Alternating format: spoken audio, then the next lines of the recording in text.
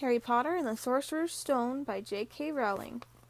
Chapter 2, The Vanishing Glass. Nearly 10 years had passed since the Dursleys had woken up to find their nephew on the front step, but Privet Drive had hardly changed at all. The sun rose in the same tidy front gardens and lit up the brass number 4 on the Dursleys' front door. It crept into their living room, which was almost exactly the same as it had been on the night when Mr. Dursley's had seen the fateful news report about the owls. Only the photographs on the mantelpiece really showed how much time had passed. 10 years ago there had been tons of pictures of what looked like a large pink beach ball wearing different colored bonnets. But Dudley Dursley was no longer a baby, and now the photographs showed a large blond boy riding his first bicycle, on a carousel at the fair, playing a computer game with his father, being hugged and kissed by his mother. The room held no signs at all that another boy lived in the house too. Yet Harry Potter was still there, asleep at the moment, but not for long.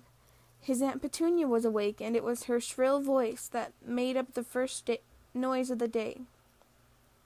"Up! Get up now!" Harry woke up with a start. His aunt rapped on the door again. "Up!" she screeched. Harry heard her walking towards the kitchen, and then the sound of the frying pan being put on the stove. He rolled onto his back and tried to remember the dream he had been having. It had been a good one. There had been a flying motorcycle in it. He had a funny feeling that he'd had the same dream before. His aunt was back outside the door. "Are you up yet?" she demanded. "Nearly," said Harry. "Well, get a move on.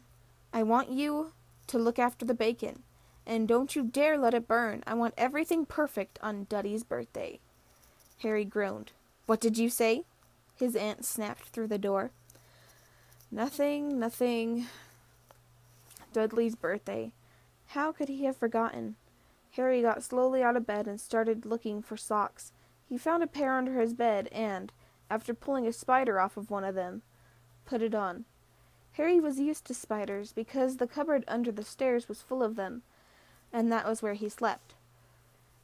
When he was dressed, he went down the hall into the kitchen. The table was almost hidden beneath all Dudley's birthday presents. It looked as though Dudley had gotten the new computer he wanted. Not to mention the second television and the racing bike. Exactly why Dudley wanted a racing bike was a mystery to Harry, as Dudley was very fat and hated exercise. Unless, of course, it involved punching somebody. Dudley's favorite punching bag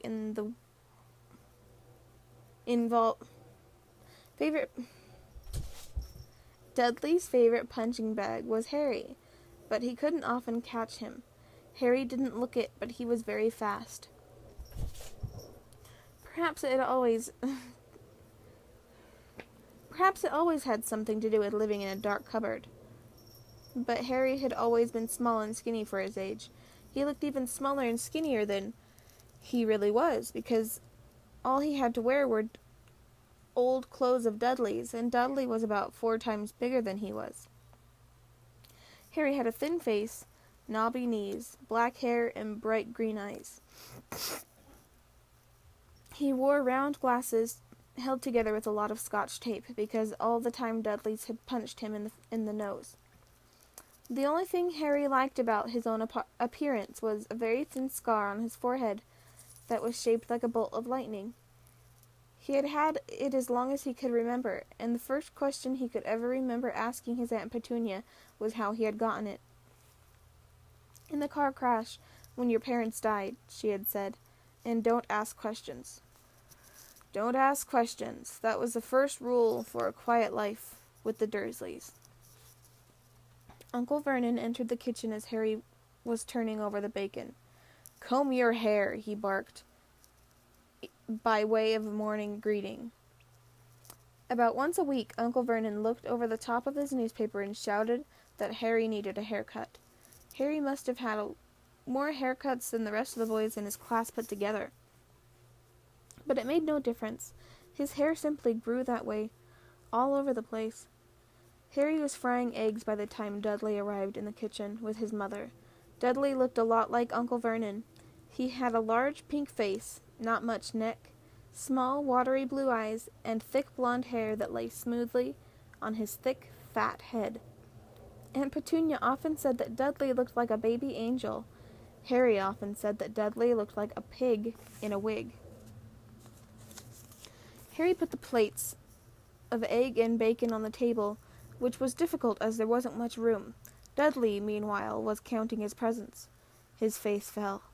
36, he said, looking up at his mother and father. That's 2 less than last year. Darling, you haven't counted Auntie Marge's present. See, it's here under this big one for Mummy and Daddy. All right, 37 then, said Dudley, going red in the face. Harry, who could see a huge Dudley tantrum coming on, began wolfing down his bacon as fast as possible in case Dudley turned the table over. Aunt Petunia obviously scented danger too, because she said quickly, "And we'll buy you another 2 presents while we're out today. How's that, Popkin?" 2 more presents. Is that all right? Dudley thought for a moment. It looked like hard work. Finally he said slowly, "So then I'll have 39, sweetums," said Aunt Petunia. "Oh." Dudley sat down heavily and grabbed the nearest parcel. "All right then." Uncle Vernon chuckled. "Little Tyke wants his money's worth, just like his father." "Attaboy, Dudley," he ruffled Dudley's hair. At that moment the telephone rang and Aunt Petunia went to answer it, while Harry and Uncle Vernon watched Dudley unwrap the racing bike, a video camera, a remote control airplane, 16 new computer games, and a VCR. He was ripping the paper off a gold wristwatch when Aunt Petunia came back from the telephone looking both angry and worried. "Bad news, Vernon," she said. "Mrs. Figg's broken her leg. She can't take him." She jerked her head in Harry's direction. Dudley's mouth fell open in horror, but Harry's heart gave a leap. Every year on Dudley's birthday his parents took him and a friend out for the day, to adventure parks, hamburger restaurants, or the movies. Every year Harry was left behind with Mrs. Figg, a mad old lady who lived 2 streets away. Harry hated it there. The whole house smelled of cabbage, and Mrs. Figg made him look at photographs of all the cats she'd ever owned. "Now what?" asked Aunt Petunia, looking furiously at Harry as though he'd planned this. Harry knew he ought to feel sorry about Mrs. Figg had broken her leg, but it wasn't easy when he reminded himself it would be a whole year before he had to look at Tibbles, Snowy, Mr. Paws, and Tufty again. "We could phone Marge," Uncle Vernon suggested. "Don't be silly, Vernon. She hates the boy." The Dursleys often spoke about Harry like this, as though he wasn't there, or rather, as though he was something very nasty that couldn't understand them, like a slug. "What about what's-her-name? Your friend, Yvonne?" "On vacation in Majorca," snapped Aunt Petunia. "You could just leave me here," Harry put in hopefully. He'd been able to watch what he wanted on television for a change, and maybe even have a go on Dudley's computer. Aunt Petunia looked as though she just swallowed a lemon. "And come back and find the house in ruins?" she snarled. "I won't blow up the house," said Harry, but they weren't listening. "I suppose we could take him to the zoo," said Aunt Petunia slowly. "And leave him in the car." "The car's new. He's not sitting in it alone." Dudley began to cry loudly. In fact, he wasn't really crying. It had been years since he'd really cried, but he knew that if he screwed up his face and wailed, his mother would give him anything he wanted. "Dinky diddly dums, don't cry. Mummy won't let him spoil your special day," she cried, flinging her arms around him. "I don't want him to come," Dudley yelled between huge pretend sobs. "He always spoils everything." He shot Harry a nasty grin through the gap in his mother's arms. Just then the doorbell rang. "Oh, good Lord, they're here," said Aunt Petunia frantically, and a moment later Dudley's best friend, Piers Pulchus, walked in with his mother. Piers was a scrawny boy with a face like a rat. He was usually the one who held people's arms behind their backs while Dudley hit them.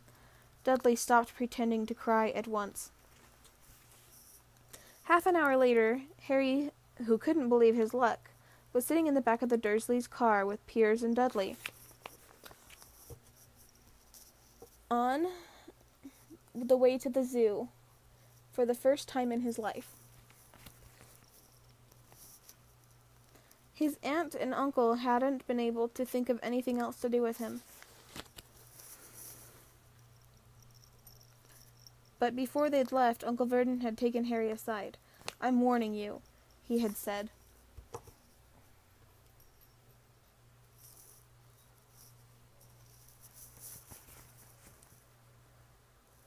Putting his large purple face right up close to Harry's. "I'm warning you now, boy. Any funny business, anything at all, you'll be in that cupboard from now until Christmas." "I'm not going to do anything," said Harry, honestly. But Uncle Vernon didn't believe him. No one ever did. The problem was, strange things often happened around Harry, and it was just no good telling the Dursleys he didn't make them happen. Once Aunt Petunia, tired of Harry, coming back from the barber's, looking as though he hadn't been at all, had taken a pair of kitchen scissors and cut his hair so short he was almost bald except for his bangs, which she left to hide that horrible scar. Dudley had laughed himself silly at Harry, who had spent a sleepless night imagining school the next day, where he was already laughed at for his baggy clothes and his taped glasses. Next morning, however, he had gotten up to find his hair exactly as it had been before Aunt Petunia had sheared it off. She had been given a week. He had been given a week in his cupboard for this, even though he had tried to explain that he couldn't explain how it had grown back so quickly. Another time, Aunt Petunia had been trying to force him into a revolting old sweater of Dudley's, brown with orange puffballs. The harder she tried to pull it over his head, the smaller it seemed to become, until finally it might have fit a hand puppet, but certainly wouldn't fit Harry. Aunt Petunia had decided it must have shrunk in the wash, and to his great relief, Harry wasn't punished. On the other hand, he'd gotten into terrible trouble for being found on the roof of the school kitchens. Dudley's gang had been chasing him there when, much to Harry's surprise as anyone else's, there he was sitting on the chimney. The Dursleys had received a very angry letter from Harry's headmistress, telling them Harry had been climbing school buildings. But all he tried to do, as he shouted at Uncle Vernon through the locked door of his cupboard, was jump behind the big trash cans outside the kitchen doors. Harry supposed the wind must have caught him in mid-jump. But today, nothing was going to go wrong. It was even worth being with Dudley and Piers to be spending the day somewhere that wasn't school, his cupboard, or Mrs. Figg's cabbage-smelling living room. While he drove, Uncle Vernon complained to Aunt Petunia. He liked to complain about things. People at work, Harry, the council, Harry, the bank, and Harry were just a few of his favorite subjects. This morning it was motorcycles. "Roaring like maniacs, the young hoodlums," he said, as a motorcycle overtook them. "I had a dream about a motorcycle," said Harry, remembering suddenly. "It was flying." Uncle Vernon nearly crashed into the car in front. He turned right around in his seat and yelled at Harry, his face like a gigantic beet with a mustache. "Motorcycles don't fly." Dudley and Piers sniggered. "I know they don't," said Harry. "It was only a dream." But he wished he hadn't said anything. If there was one thing the Dursleys hated even more than asking questions, it was his talking about anything acting in the way it shouldn't. No matter if it was in a dream or even a cartoon. They seemed to think he might get dangerous ideas. It was a very sunny Saturday, and the zoo was crowded with families. The Dursleys bought Dudley and Pierre's chocolate ice creams at the entrance, and then, because the smiling lady in the van had asked Harry what he wanted before they could hurry him away, they bought him a cheap lemon ice pop. It wasn't bad either, Harry thought, licking it as they watched a gorilla scratching his head, who looked remarkably like Dudley, except that it wasn't blonde. Harry had the best morning he'd had in a long time. He was careful to walk a little way apart from the Dursleys so that Dudley and Piers, who were starting to get bored with the animals by lunchtime, wouldn't fall back on their favorite hobby of hitting him. They ate in the zoo restaurant, and when Dudley had a tantrum because his Knickerbocker Glory didn't have enough ice cream on top, Uncle Vernon bought him another one, and Harry was allowed to finish the first. Harry felt afterward that he should have known it was all too good to last. After lunch, they went into the reptile house. It was cool and dark in there, with lit windows all along the walls. Behind the glass, all sorts of lizards and snakes were crawling and slithering over bits of wood and stone. Dudley and Piers wanted to see huge, poisonous cobras and thick, man-crushing pythons. Dudley quickly found the largest snake in the place. It could have wrapped its body twice around Uncle Vernon's car and crushed it into a trash can. But at the moment it didn't look in the mood. In fact, it was fast asleep. Dudley stood with his nose pressed against the glass, staring at the glistening brown coils. "Make it move," he whined at his father. Uncle Vernon tapped on the glass, but the snake didn't budge. "Do it again," Dudley ordered. Uncle Vernon rapped on the glass smartly with his knuckle, but the snake just snoozed on. "This is boring," Dudley moaned. He shuffled away. Harry moved in front of the tank and looked intently at the snake. He wouldn't have been surprised if it had died of boredom itself. No company, except stupid people drumming their fingers on the glass, trying to disturb it all day long. It was worse than having a cupboard as a bedroom, where the only visitor was Aunt Petunia hammering on the door to wake you up. At least he got to visit the rest of the house. The snake suddenly opened its beady eyes. Slowly, very slowly, it raised its head until its eyes were on a level with Harry's. It winked. Harry stared, though when he looked quickly around to see if anyone was watching, they weren't. He looked back at the snake and winked, too. The snake jerked its head toward Uncle Vernon and Dudley, then raised its eyes to the ceiling. It gave Harry a look that said quite plainly, "I get that all the time." "I know," Harry murmured through the glass, though he wasn't sure the snake could hear him. "It must be really annoying." The snake nodded vigorously. "Where do you come from, anyway?" Harry asked. The snake jabbed its tail at the little sign next to the glass. Harry peered at it. "Boa constrictor, Brazil." "Was it nice there?" The boa constrictor jabbed its tail at the sign again, and Harry read on. "This specimen was bred at the zoo." "Oh, I see. So you've never been to Brazil." As the snake shook its head, a deafening shout behind Harry made both of them jump. "Dudley! Mr. Dursley! Come and look at this snake! You won't believe what it's doing!" Dudley came waddling towards them as fast as he could. "Out of the way, you!" he said, punching Harry in the ribs. Caught by surprise, Harry fell hard on the concrete floor. What came next happened so fast no one saw how it happened. 1 second, Piers and Dudley were leaning right up close to the glass. The next, they had leapt back with howls of horror. Harry sat up and gasped. The glass front of the boa constrictor's tank had vanished. The great snake was uncoiling itself rapidly, slithering out onto the floor. People throughout the reptile house screamed and started running for the exits. As the snake slid swiftly past them, Harry could have sworn a low, hissing voice said, "Brazil, here I come. Thanks, amigo." The keeper of the reptile house was in shock. "But the glass," he kept saying. "Where did the glass go?" The zoo director himself made Aunt Petunia a cup of strong, sweet tea, while he apologized over and over again.